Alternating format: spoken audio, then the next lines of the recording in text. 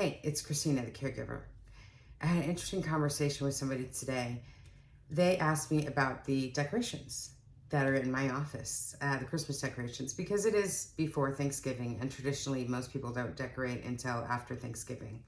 Well, my decorations are part of my Caregiver Recovery Journey. And Caregiver Recovery Journeys are very, they look different in each person's experience.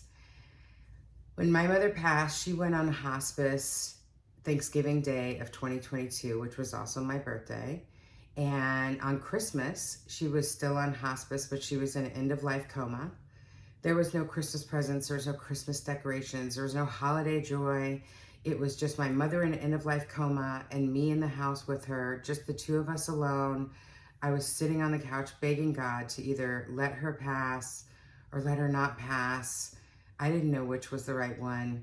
I was begging for God to send somebody over to help me change her brief and clean her up because she was in an end-of-life coma, so her body was difficult to maneuver with one person. That was my Christmas.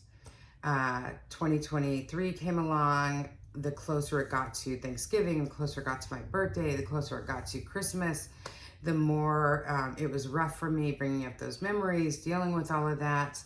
And so I could not celebrate Christmas. I was so anti-Christmas, and even going into stores, seeing the ads, hearing the music, all of that was very triggering.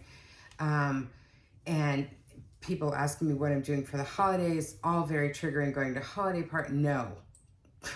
I went to one holiday party. I had to bring my emotional support person, my best friend. I call her my emotional support person. And so this year, I'm actively participating in my caregiver recovery. I am choosing my uncomfortable. I am choosing the uncomfortable that brings me a little bit of hope, a little bit of baby steps towards the future, right? So this year I knew it became October and then it became November, and I knew that I was going to be feeling uncomfortable.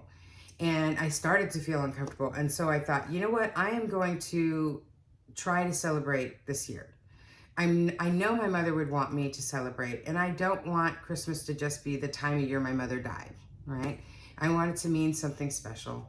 And so I thought, I'm gonna decorate now because I want to get all that uncomfortable yuckiness out of the way.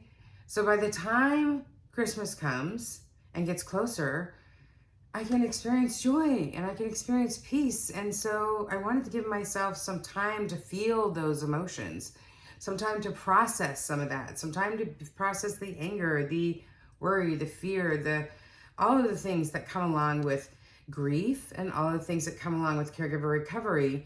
And it also helped me to take care of, one of the ways that I process my grief, and one of the ways I walk through meditation with caregiver recovery is art therapy. And so I was able to do some crafting.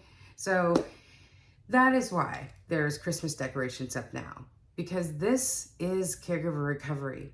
This is what my caregiver recovery looks like. When the person I cared for 10 years passed away at Christmas time, I am choosing my uncomfortable, getting it out of the way now, so I can give myself the gift of peace and joy during Christmas.